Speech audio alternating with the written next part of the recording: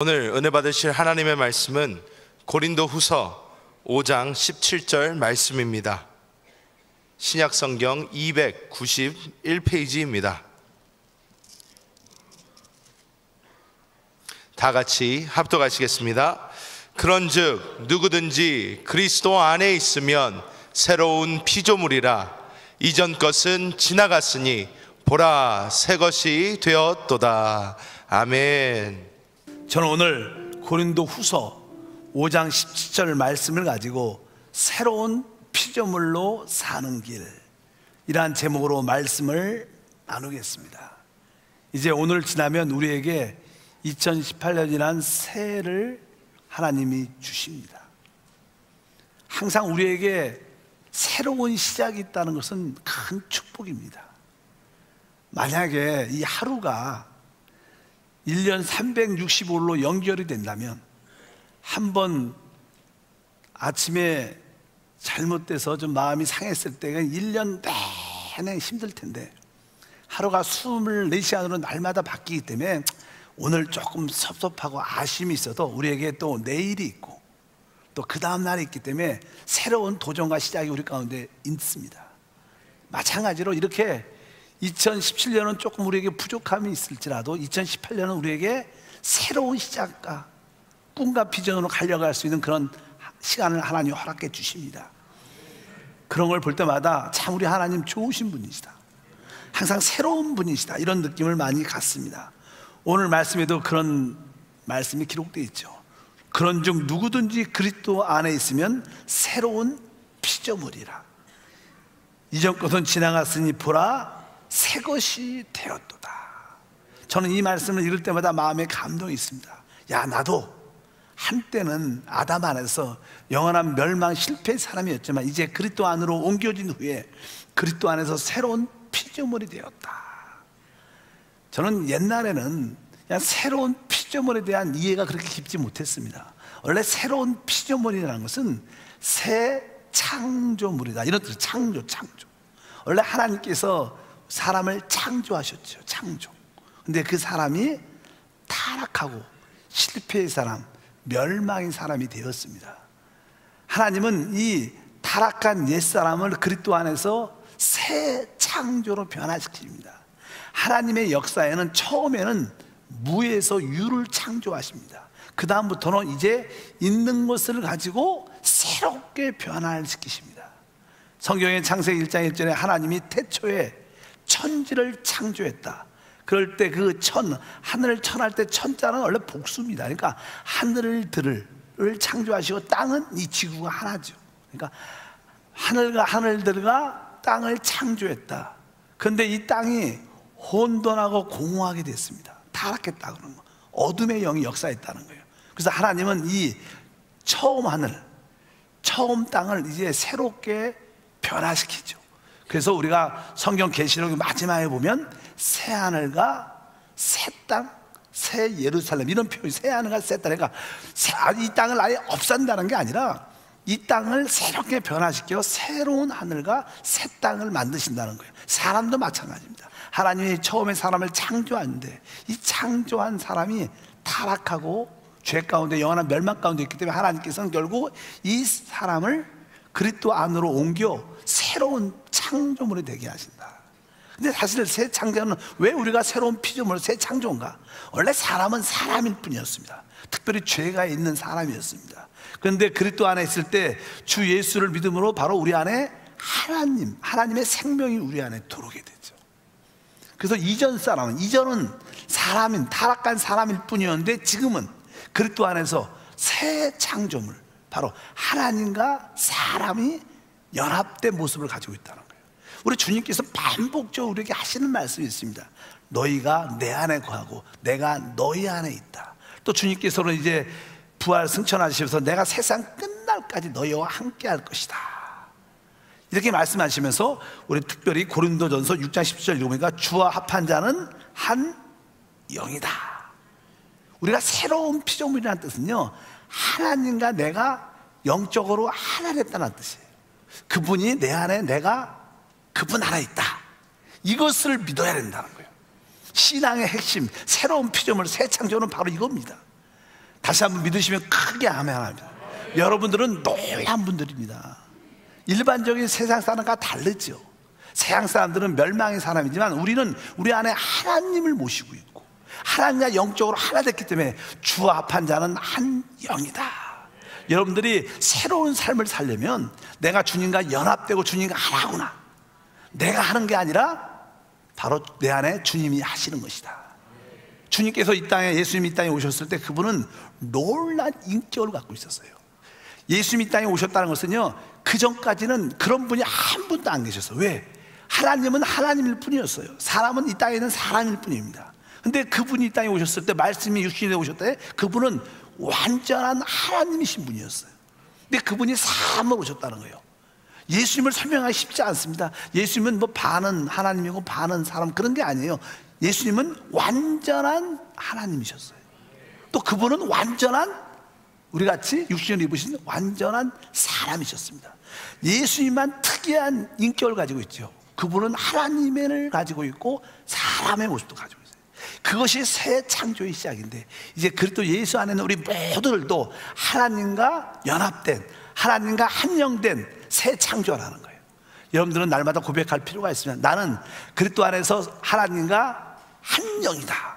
나는 하나님과 연합됐다. 바로 이것이 새 창조다. 나는 내가 새 창조의 삶을 살기를 원한다. 그래서 2018년을 맞이하면서 여러분들은 새로운 피조물로 살아야 됩니다. 새 창조로 살아야 됩니다. 그럼 새 창조에 살면 어떠한 삶인가? 새 창조의 삶을 살려면 기본적으로 원칙, 여러분들이 2018년은 종교 생활을 하면 안 돼요. 보통 우리가 그냥 종교라는 단어를 쓰죠. 종교, 하나님을 경배한다. 근데 종교라는 것을 우리가 그냥 영적으로 풀이라면, 참 종교라는 것은요, 하나님 그리스도 없이 하나님을 예배하는 겁니다. 경배하는 거예요. 우리의 신앙이 무엇입니까? 우리의 신앙은 살아있는 하나님, 하나님의 아들 그리스도를 섬기는 겁니다. 그분은 성령으로 우리와 함께 하셔요. 우린 죽은 자 하나님을 섬기는 게 아닙니다. 우리와 함께 하시고 우리 가운데 역사하시는 하나님의 아들을 섬기는 줄 믿습니다. 또 우린 주 예수 이름으로 하나님 아버지를 섬긴다고 말씀합니다. 그러나 세상에 있는 종교는 그리스도가 없죠. 그들은 하나님이 있는 것을 압니다. 절대자, 창조자, 창조자를 알고 있지만 그들은 그들의 생각 가운데 알고 있는데, 그들은 그냥 사람들이 열심히 하나님을 찾으면 하나님을 만날 수 있다고 생각합니다. 성경은 그렇게 말하지 않습니다. 주님께서 말씀하실 때도 내가 곧 길이다, 진리다, 생명이다, 나로 말미암지 않고는 아버지께 올 자가 없다는 거예요. 그러니까 우리의 참된 신앙은 그리스도를 통하여 하나님을 만나는 거고 예배하는 겁니다. 종교는 그리스도 없이 하나님을 예배하는 거예요. 세상 종교는 다 하나님을 가지고 있지만, 같은 하나님을 말하지만 그들에게는 그리스도가 없다는 거예요. 근데 대부분 사람들은 종교 생활을 합니다. 그냥 하나님이 객관적으로 하늘에 계셔. 우리가 그 위대한 하나님은, 한 분밖에 안 계신 하나님은 섬겨야 돼. 늘 객관적으로 하나님을 섬깁니다. 근데 그것을 저는 종교라고 말하죠. 참된 피조물로 산다는 것은요, 하나님이 내 안에 계심을 알아야 됩니다. 성경은 이렇게 말씀합니다. 고린도후서 5장 13장 5절 말씀을 합독하면, 너희는 믿음이 있는가? 너희 자신을 시험하고 너희 자신을 확증하라. 예수 그리스도께서 너희 안에 계신 줄을 너희가 스스로 알지 못하느냐? 그렇지 않으면 너희는 버림을 받은 자니라. 여러분들도 한번 여러분 자신의 질문을 해봐야 돼요. 오늘 말씀에 너희가 믿음이 있는가? 너희 자신을 시험하고 너희 자신을 확증하라. 어떻게 시험하고 확증하는가? 내 안에 예수가 계시는가? 내 안에 예수가 계시는가? 여러분 안에 예수 그리스도가 계심을 이렇게 느끼십니까? 영적으로 보이십니까? 이렇게 영적인 손으로 이렇게 만질 수 있습니까? 여러분, 신앙은요, 진짜 우리 안에 계신 주님을 볼 수 있어야 돼요. 만질 수 있어야 돼요. 그분과 함께 교제할 수 있어야 돼요. 하나님은 객관적으로 하늘에도 계시지만 실제로 그분은 성령으로 우리 안에 확실히 계십니다. 그래서 참된 신앙, 바로 내 안에 계신 그리스도를 분명히 아는 거고 인식하고 그분을 누리는 겁니다. 그렇지 않으면 종교적인 생활은 내가 열심히 안에 계신 하나님을 거의 인식 못합니다. 그것은 종교입니다. 참된 새로운 피조물은 주님이 내 안에 계시고 내가 주님 안에 계시고 내가 그리스도와 함께, 내가 사는 게 아니라 그리스도가 내 안에서 사신다, 이렇게 고백할 때 여러분들은 참된 신앙을 갖게 되는 것이다. 그래서 골로새서 1장 27절에 보니까 하나님이 그들로 하여금 이 비밀의 영광이 이방인 가운데 얼마나 풍성한지를 알게 하려 하심이라. 이 비밀은 너희 안에 계신 그리스도니 곧 영광의 소망이라. 신앙에서 참된 비밀이 있는데 그 비밀이 뭐냐? 그것은 바로 우리 안에 계신 그리스도라는 거예요. 여러분들이 여러분 안에 영광의 소망으로 와 계신 그리스도를 볼 수 있기를 축복합니다. 만약에 여러분들이 2018년도 또 열심히 하나님을 믿는다고 말하면서 내 안에 계신 그리스도를 느끼지 못하고 체험하지 못한다면 여러분들은 그냥 종교를 가졌지, 그 종교는 뭐 불교나 힌두교나 이슬람교나 그런 거 믿는 거하고 차이가 하나도 다른 게 없어요. 참된 신앙은 여러분 안에 계신 그리스도를 아는 겁니다. 2018년은 여러분 안에 계신 그리스도를 마음껏 체험하고 누리고 그분과 한 영이 되는 믿음의 삶이 되기를 주님으로 축복합니다. 실제로 유대인들, 유대 종교자들은요, 하나님의 아들 그리스도를 영접하지 않았습니다. 그들은 어떤 외적인 율법의 가르침을 지키려고 노력을 많이 했습니다. 율법의 가르침의 핵심적인 것은 할례였어요. 그래서 우리 육신의 할례를 받으면 진짜 하나님을 믿는 것이다, 이렇게 강조를 많이 했던 것을 말씀의 성경에 기록되어 있습니다. 갈라디아 6장 12절 읽어보니까 무릇 육체의 모양을 내려하는 자들은 억지로 너희에게 할례를 받게 함은 그들이 그리스도의 십자가로 말미암아 박해를 면하려 할 뿐이니라. 이 말씀은 자꾸만 갈라디아의 사도 바울의 교회를 쫙 세워놨는데 이단적인 가르침, 율법을 가르친 자들이 자꾸만 들어와서 성도들에게 말을 합니다. 너희가 진짜 하나님을 믿으려면 할례를 받아야 돼. 육신의 할례의 흔적이 있어야 돼. 만약 할례 받지 않으면 구원이 없는 거야. 하나님을 만나지 못한 거야. 이런 가르침을 자꾸만 주니까 참된 신앙이 없는 사람들이 많이 흔들렸어요. 그래서 사도 바울이 그렇지 않다. 원래 구약에서 할례의 의미를 알아야 됩니다. 원래 할례는요, 아이가 태어나면 8일째 아이의 그 표피를 칼로 베죠. 그래서 그 표피를 잘라냅니다. 그럼 당연히 피가 흐르죠. 원래 할례라는 것은요, 우리의 몸을 베내는 거예요. 그래서 피를 흘려서, 사실 할례는 죽음을 의미합니다. 바로 우리의 옛사람이 죽었고 내가 하나님 안에서 새롭게 태어난다는 뜻이 할례의 영적인 의미인 줄 믿습니다. 근데 영적인 그 의미를 잃어버리고 그냥 그 할례 받은 그 표시, 흔적을 바로 구원의 증표로, 이것이 신앙의 잘된 모습이라고 강조하는 잘못된 삶이에요. 실제로 우리 신앙은 영적인 것입니다. 하나님은 영이신 거예요. 여러분들이 성령의 체험을 가지셔야 됩니다. 그래야 참된 신앙을 갖게 될 줄 믿습니다. 바로 육신에 있는 할례 같은 것은 영적인 가치가 없다, 의미가 없다는 거예요. 그래서 교회 안에서도 하나님께 봉사할 때 내 열심으로 봉사하는 게 아름답지 않은 겁니다. 왜? 그것은 하나의 할례의 모습밖에 안 된다는 거예요. 우리의 모든 봉사는 성령님과 함께, 이 예배조차도 내 의지가 아니라 영과 진리 안에서 예배하라. 하나님이 강조를 강하게 하죠. 하나님은 영이시다. 하나님은 이렇게 예배하는 찾는다. 하나님은 영이시다. 예배하는 영과 진리 안에, 거기서 영이라는 것은 우리의 거듭난 영을 말해요. 여러분들이 하나님 앞에 나올 때마다 내 깊은 곳을 열어야 돼요. 하나님, 나에게 하나님이 필요합니다. 오늘도 하나님으로 채워지기를 원합니다. 하나님을 누리기를 원합니다. 내 안에 계신 주님과 하나 되기를 원합니다. 내 안에 계신 주님을 찬양합니다. 이런 합당한 믿음의 모습을 여러분 모두가 가져야 될 줄 믿습니다. 그래서 사도 바울은 나는 오직, 갈라디아 6장 14절 읽어보니까 그러나 내게는 우리 주 예수 그리스도 십자가 외에는 결코 자랑할 것이 없다. 왜 우리가 십자가만을 자랑하는가? 바로 십자가에서 그분이 몸치고 피 흘리시고 우리를 구원해 내셨어요. 거기에 하나님의 사랑이 있습니다. 실제적인 사랑과 증거가 있습니다. 그래서 사도 바울이 고백합니다. 바로 나를 사랑하사 나를 위하여 자기 몸을 버리신 하나님의 아들을 믿는 믿음 안에 산다. 바로 그분이 어디 계시냐? 바로 우리 안에 사랑으로 오신 것을 증명하는 줄 믿습니다. 그래서 우리의 신앙생활은 무엇이냐? 종교적인 옛 우리의 열심과 흔적들이 아니라는 거예요. 우리의 봉사는 성령 안에서 이루어지는 것이다. 종교생활에서 벗어나기를 축복합니다. 여러분도 예배 올 때마다 하나님 성령과 함께 예배하게 하옵소서. 성령과 함께 찬양하게 도와주시옵소서. 그저 우리가 교회 와서 예배 앉아서 팔짱 끼고 그냥 무슨 얘기 하나, 저게 무슨 소린가, 그게 예배일까요? 그렇지 않습니다. 오늘 말씀에 갈라디아서 6장 15절을 보니까 이렇게 써집니다. 할례나 무할례가 아무것도 아니로되 오직 새로 지으심을 받은 것만 중요하다. 바로 여러분들이 예배 올 때마다 무엇을 기억해야 돼요? 아, 주님이 내 안에 계셔. 나도 주님 안에 있어. 나 주님과 한 영이야. 다시 한번 주님과 하나됨을 확인하고 내가 이것을 기뻐하고 내가 이 심으로 또 2018년을 맞이하면서 새로운 삶을 살아야겠다. 이럴 때 하나님과 함께 하심의 임재와 기름 부은 여름 가운데 있을 줄 믿습니다. 오늘 말씀에 할래나 무할래가 아무것도, 우리가 외적으로 우리의 열심, 흔적, 노력 아무것도 아니라는 거예요. 중요한 것은 바로 새로 지으심을 받은 새 사람이라는 거예요. 새 사람이 무엇입니까? 새 창조가 무엇입니까? 하나님과 내가 연합됐다. 주님이 내 안에, 내가 주님 안에 있음을 확신하셔야 돼요. 그것이 참된 믿음인지 믿습니다. 어떤 환경과 어려움의 문제가 있을지라도 그래도 주님이 나와 함께 하셔. 제가 그런 고백을 종종 해요. 왜요? 저한테는 아주 뼈저린 기억입니다.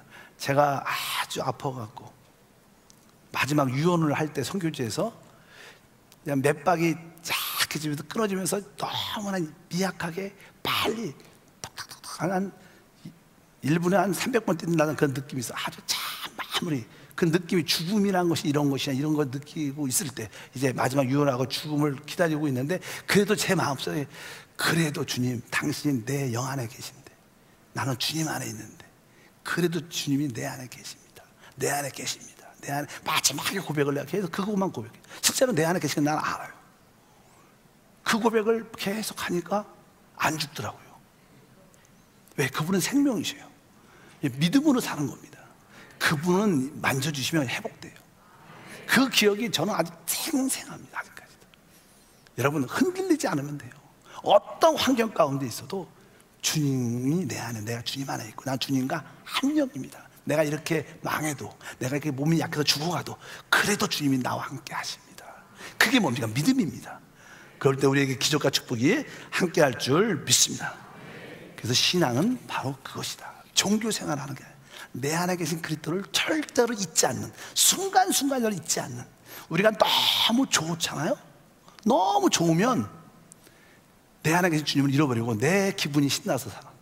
그렇습니다. 너무 감정이 기쁜 것도 좋은 게 아니에요. 왜? 그러면 내가 나타나죠. 너무 내가 신나니까. 그럼 너무 슬퍼도 사람들이 자기 연민만 가겠죠. 그러나 우리는 우리 감정을 잘 추스려서 어떤 상황이 돼도 주님은 내 안에, 내가 주님 안에, 난 주님과 한 영입니다. 그리고 믿고 밟고 걸어가면 주님께서 성령 음성으로 내 믿음대로 될지어다. 두 번째로, 새로운 피조물로 산다는 뜻은 다른 뜻이 아니라 바로 그것은 성령으로 거듭나고 성령을 받아들이는 생활을 한다는 뜻입니다. 성경은 이렇게 말씀하죠. 요한복음 3장 5절에 예수께서 대답하시되 진실로 진실로 내게 이르노니 사람이 물과 성령으로 나지 아니면 하늘나라에 들어갈 수 없다. 그러니까 사실 우리가 새로운 피조물은 하나님이 우리 안에 들어오시는 건데, 바로 우리는 죄의 허물로 우리 영이 죽어 있었습니다. 하나님을 알지 못했어요, 우리는 이전에. 근데 복음을 듣고 하나님 말씀을 듣고 마음을 열고 주 예수를 영접하는 그 순간 우리 죄와 허물로 죽었던 영이 성령을 통하여 거듭 살아난다는 거예요. 그리고 그 영 안에 하나님의 생명과 본성으로 그분이 우리 안에 들어오시는 거예요. 깊은 마음속 깊은 데 들어옵니다. 오늘 말씀에 물과 성령으로 나지 않으면 하늘나라에 들어갈 수 없다. 바로 여러분들은 이 새로운 피조물은 성령으로 거듭남으로부터 시작하는 거예요. 여러분 모두가 거듭난 줄 믿습니다. 이제 거듭났으면 우리는 무엇을 해야 되는가? 거듭난 것은 우리가 영적으로 태어난 것입니다. 아이들도 이렇게 태어나면, 보통 우리가 아이가 출산하게 되면 의사들이나 가정에서 엄마들이 또 이렇게 산파들이 어떻게 해요? 아이 이렇게 엉덩이를 때립니다. 그러면 애가 아파서 소리내면서 울지요. 울 때, 소리 낼 때 숨을 쉬어요. 그래서 애가 살아가는 거예요. 때리는 이유는 그죠. 숨을 쉬라고. 근데 애가 울면서 숨을 쉬면서 이제 그 인생이 시작되는 건데, 우리가 기억해야 될 것은 바로 우리가 영적으로 거듭난 후에는 우리는 계속 숨을 쉬어야 돼요. 믿으시면 아멘. 그것을 성령으로 받아들인다, 기도한다는 뜻입니다. 우리 보통에서 일반적인 기도라는 것은 우리의 문제를 해결하려고 기도하는 게 아니라 첫 번째 기도 의미는 바로 성령을 계속 받아들이는 게 기도예요. 성령을 내 안에 받아들이는, 성령을 인정합니다. 성령을 의지하고 모셔들어 호흡합니다. 성령을 마십니다. 그래서 여러분들이 성령을 받아들이는 것이 중요하다. 갈라디아 3장 5절에 말씀합니다. 너희에게 성령을 주시고 너희에게 능력을 행하신 이의 일이 율법의 행위에서냐 듣고 믿으면서, 여기서 너희에게 성령을 주시고, 따라할까요? 너희에게 성령을 주시고 성령을 주신다는 건 성령을 지속적으로 공급한다는 어느 어떤 소리예요. 성령을 지속적으로 공급하시는 분이 누구냐는 거예요. 우리 하나님은 지금 무엇을 하시냐? 그분은 우리에게 성령을 주시는 일을 해요. 그분은 다른 일 안 하십니다. 여러분, 우리 하나님은 영이셔요. 그러니까 하나님을 만지면 영을 느끼게 되고 영을 체험하게 되는 거예요. 그분은 말할 때도 영이, 성령이 나오고 뭘 대할 때 모든 것이 성령이십니다. 그분은 영이셔요. 그러니까 그분이 하시는 일은 그분 자신을 주신다는 것. 우리는 하나님 능력을 주시옵소서, 축복을 주시옵소서, 하나님 물질을 주시옵소서 이렇게 기도하지만 사실 하나님은 성령을 주십니다. 왜? 성령 안에 지혜도 있고 건강도 있고 능력도 있고 뭐도 있어요? 물질도 있어요. 하나님은 성령 안에 다 있는 거예요. 왜? 하나님 자신이 성령이니까. 그러니까 하나님이 하시는 일은 우리에게 성령을 주시는 일을 하시기 때문에 우리는 성령을 계속 받아들여야 돼요. 우리는 성령을 받아들입니다. 성령을 호흡합니다. 성령으로 채워지는 원합니다. 성령이여, 성령이여, 성령. 계속 성령으로 숨을 쉬어야 돼요. 아이가 숨을 쉬면서 사는 것처럼 여러분도 성령을 계속 불러가면서 여러분들이 살아야 될 줄 믿습니다. 그래서 신앙생활은요, 어떤 성경의 어떤 가르침을 배우는 게 아니에요. 성경은 어떤 교리를 배우는 게 아니에요. 여러분, 식당 가서 메뉴판이 있어. 메뉴. 야, 김치찌개 7,000원, 된장찌개 7,000원, 뭐 이렇게 쭈꾸미는 부금. 제가 여기 앞에 가봐서 압니다. 10,000원 이렇게 써 있어요. 여러분, 아무리 메뉴판 읽어도 배가 안 불러요. 메뉴판은요, 읽으라고, 그것은 중요한 것은 식당에서 음식을 뭐 어떻게 해요? 먹어야 되는 거예요. 성령에 대해서 아무리 가르침을 받아도 의미가 없습니다. 성령에 대한 교리를 많이 배워도 무슨 의미가 있겠어요? 여러분, 성령을 마셔야 되는 거예요. 받아들여야지 내 거가 되고 축복이 되는 거예요. 그러니까 여러분들이 계속 성령을 호흡합니다. 성령을 마십니다. 그래서 사람들이 그 이해가 잘 안 가요. 주님께서 바로 내가 주는 물을 마시는 자는 영원히 목마르지 않아요. 자꾸만 성령을 생수로 비유합니다. 성령을 주님께서 이렇게 숨을 쉬면서 성령을 받으라, 이 공기처럼 비유해요. 왜? 성령은 이게 보이지 않아요. 그러니까 성령을 받아들일 때 물처럼 꿀꺽꿀꺽 마시고 숨을 쉬는 것처럼 호흡하라는 거예요. 왜? 그분은 안 보이니까. 어떻게 배우는, 그분은 지식이 아닙니다. 그래서 여러분들이 성령을 이렇게 숨을 쉬면서 호흡하고 성령을 마십니다. 성령을 내 안에 받아들이는 기도를, 물을 받아들이지 않습니까? 공기를 받아들이지 않습니까? 그런 마음으로 성령을 내 안에 깊은 곳으로 받아들입니다. 성령이여 오소서, 성령이여 오소서, 성령을 마십니다. 이렇게 성령을 계속 받아들이면요, 자연스럽게 여러분은 승리합니다. 실제로 우리 신앙생활하면서 여러분들이 막 성질이 급해요. 화를 잘 내. 그러면 나는 막 이렇게 어떤 집안의 일을 할 때 사람과 관계에서 화가 나니까 화를 팍 내면 금방 또 돌이켜서 회개하죠. 나는 이 성질이 화가 있네. 나 이 분을 잘 못 참아. 성질이 너무 급한 것 같아서 기도하면 하나님 성질을 안 내도록 지혜를 주시옵소서. 성질 안 내게 도와주옵소서. 성질 안 나게 도와줘. 이런 기도를 많이 해봤을 거예요. 근데 응답 받아요, 안 받아요? 그런 기도는 거의 응답 안 돼요. 실제로 그래요. 성질 없애달라는 기도가 아니라 그냥 단순하게 성령을 받아들입니다. 성령을 받아들이는 기도를 많이 하면요, 어느 순간부터 화가 안 나. 옛날은 이런 입장 되면 꼭 화가 나. 근데 이상하게 어느 때부터 화가 잘 안 나. 화가 안 나니까 화가 안 내죠. 우리 요즘의 성도들이 그래요. 성도들을 보면요, 옛날에 보면 성질이 급한 분 많고요, 막 이게 감정이 기복이 심한 분 많은데, 요즘에 보면요, 어떤 똑같은 일을 당하면 옛날 같으면 막 화도 내고 짜증내고 원망도 있는데 그런 짜증내고 원망하는 모습이 거의 없어졌어요. 제가 보니까. 왜? 계속 성령을 호흡하니까 자연스럽게 원망이라는 것이 사라지게 돼요. 자연스럽게 불평이 사라지게 돼요. 우리는 다른 게 부족한 게 아니라 성령이 부족합니다. 믿으시면 아멘. 하나님, 내가 좋은 남편 되기 도와합니다. 하나님, 내가 좋은 아내가 되기. 여러분, 그렇게 기도한다고 좋은 남편, 좋은 아내 안 됩니다. 그냥 여러분들이 순간순간 하나님, 내가 성령으로 충만한 아내가 되게 도와합니다. 성령의 사람이 되게 도와합니다. 이렇게 기도를 많이 하면 자연스럽게 어느새 좋은 남편이 되어 있는 거예요. 여러분들이 노력한다고 좋은 남편, 좋은 아내가 되는 게 아닙니다. 뭐 한 일주일을 가죠. 길면 한 달을 가고 다시 원위치 됩니다. 다이어트 좀 다시 다 이렇게 회복의 능력. 근데 여러분들이 그걸 기억해야 돼요. 아, 성령이 부족하다. 하나님, 우리의 신앙생활은 성령으로 거듭나고 성령을 계속 받아들이는 것이 우리의 신앙생활이다. 그래서 이제 중요한 것은 실제로 성령을 아까 받아들이는 그런 걸 말씀드렸죠.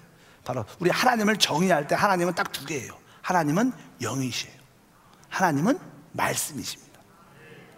그래서 아까 지금 말씀드린 것처럼 영이신 성령을 어떻게 받아들이는 거예요. 근데 아까 말씀드린 것처럼 우리가 어느 때 숨을, 공기를 받아들이느냐, 영을 받아들이냐. 우리가 일반적으로도 우리가 제가 지금 말하지 않습니까? 여러분들도 아멘 할 때, 여러분들이 말을 할 때 숨을 쉽니다. 내가 의식을 안 해요. 내가 말을 하면 내가 숨을 쉰다는 의식을 하지만 계속 공기가 유입되고 호흡이 되는 거예요. 마찬가지로 여러분들이 주님을 부르면, 입을 열고 기도할 때 성령이 오시는 거예요. 입을 열어야 돼요. 그래서 우리 주님이 내 입을 넓게 열라, 내가 채운다, 이렇게 말씀하죠. 여러분들이 입을 열어서 기도해야 되고, 기도 중에 가장 좋은 기도는 누구든지 주의 이름을 부르면 구원받는 거예요. 그래서 여러분들이 쫙 이렇게 기도할 때 성령이 오셔요. 여러분, 성령이 다르게 오지 않습니다. 뭐 성령을 부어달라 이런 말 안 해도요, 여러분들이 그냥 쫙 하면 성령이 오셔요. 우리는 예수를 부르지만 오시는 분은 성령이셔요. 그러니까 여러분들이 순간순간 주님을 불러야 돼요.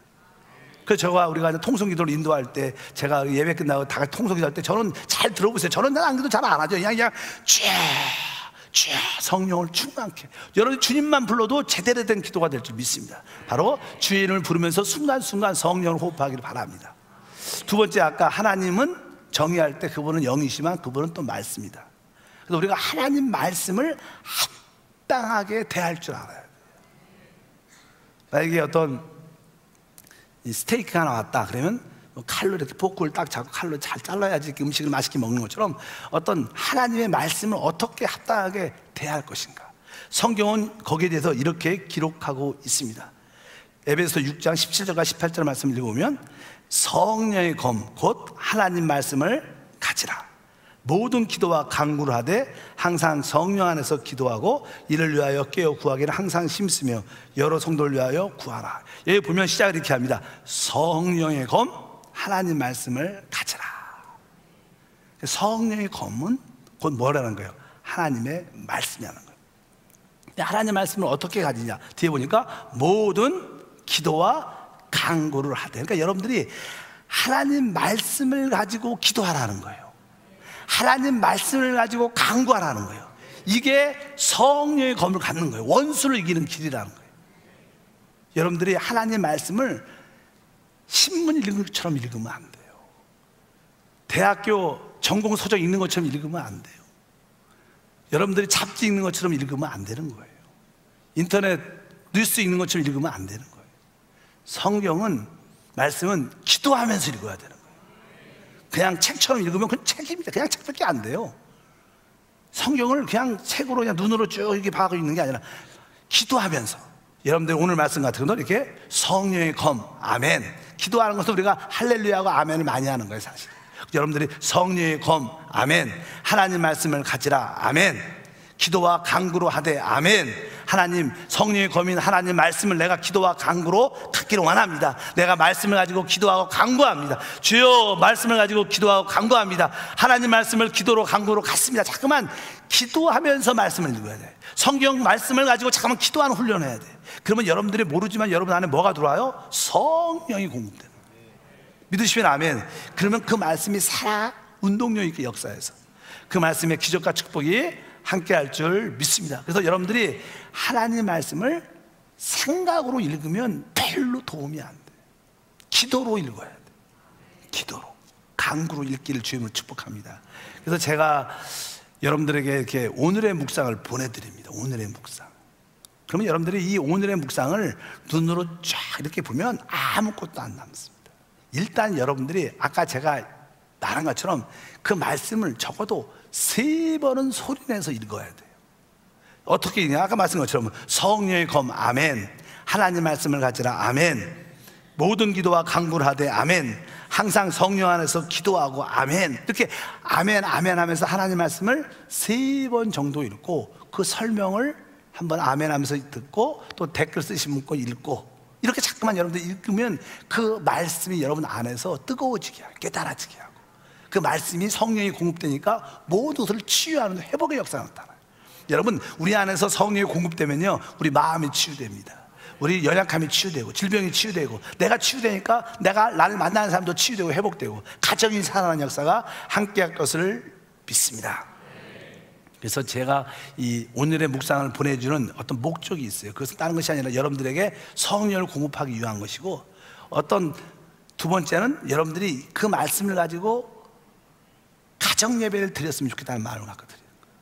여러분, 가정 예배가 옛날하고 달라서요, 또 특별히 엄격한 가정은 그렇지 않지만 일반적인 가정에 가족들이 다 모여서 예배를 30분 안에 마치기가 쉽지 않아요. 또 모이자 그러면 다들 별로 썩 좋아하지 않습니다. 왜? 텔레비 할 것도 많고 내 개인적인 일이 많았고 이것도 할 거 저것도 있고, 이게 딱 가정 예배를 모이자 그러면 일단 보통 사람들은 짜증이 나요. 아이고 죽었구나. 애들은 야 모여라 그러면 애들이 뭐라 말을 안 해도 그렇지.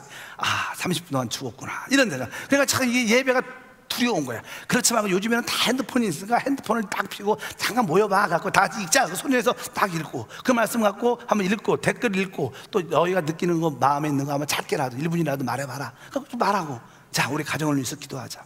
우리 또 건강을 위해서 기도하자. 그 기도한 딱 해갖고 여러분들 한 15분 안에 모든 걸 다 끝내면 행복한 가정 예배가 될 줄 믿습니다.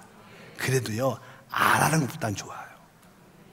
가족이 한 자리에 모일 수 있는 것이 좋은 거예요. 만약에 그것이 만약에 어디 가는데 가족들이 운전 차 안에 다 모였다. 그럼 차 안에서 하면 돼요. 아빠는 운전하고 엄마가 그거 다 같이 찾아봐 읽자 소리 내서 거기서 가정 예배 드리면 돼요. 꼭 집에서 이렇게. 그런 시대가 아니에요. 요즘은 여러분들이 모였다. 교회에 다 모였다.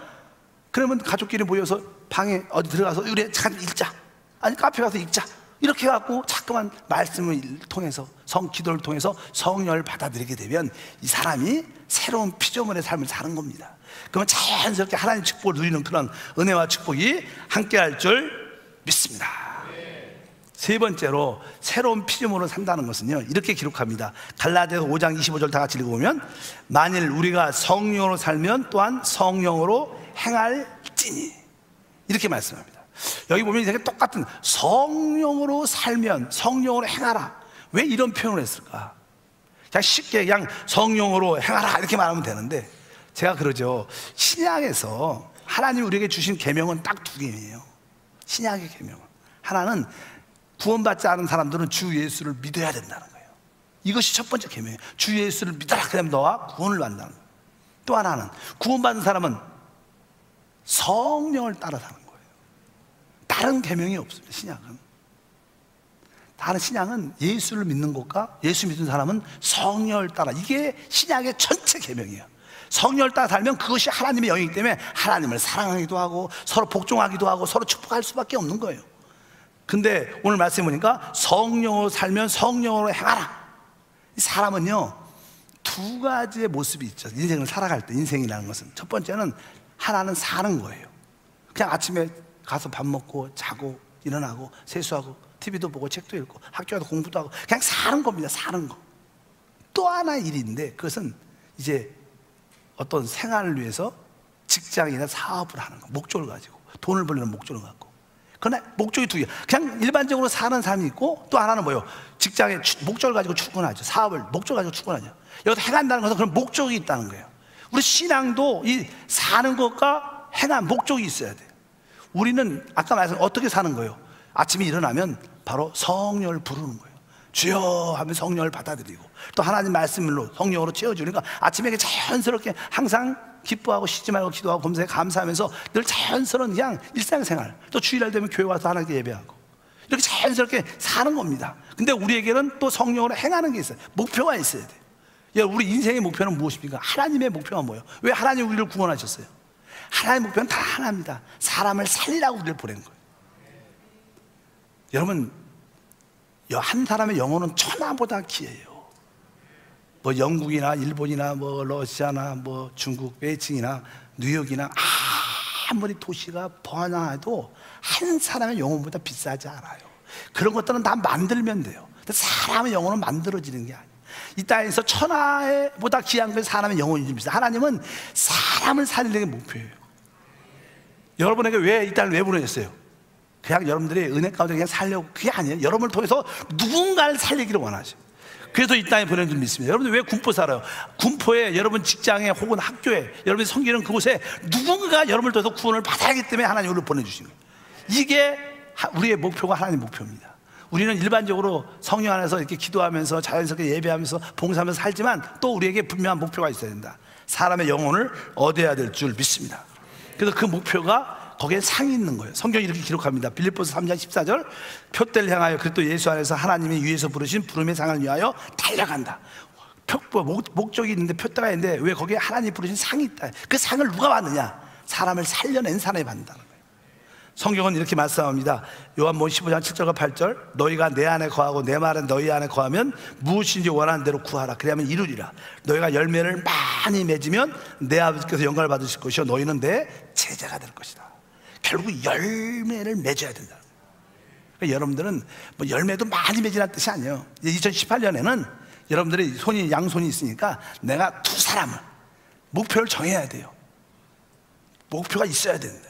여러분, 우리 자식들도 종종 이제 고등학교 졸업하고 대학도 졸업하고 그냥 집에서 그냥 먹고 자고 이렇게 쉬고 놀고 있는 애들이 있어요.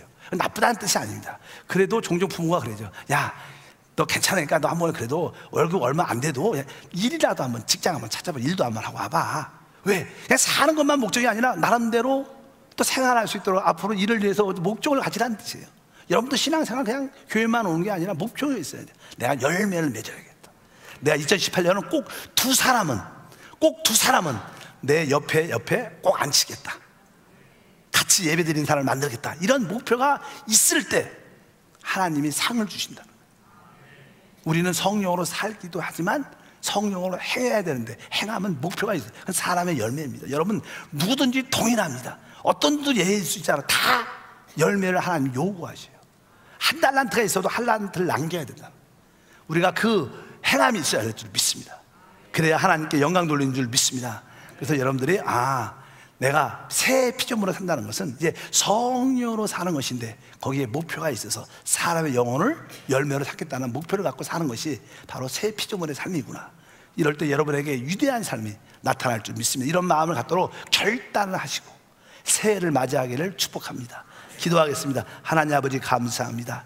다시 한번 오늘 말씀을 통해서 이제 그리스도 안에서 새로운 피조물이 됐습니다. 하나님과 연합된 한 영이 됨을 믿습니다. 이 새 피조물, 하나님과 하나 된 이 새 피조물의 놀라운 은혜를 잊지 말고 순간순간 우리 안에 계신 성령을 따라 살게 하옵소서. 예수 이름으로 기도합니다.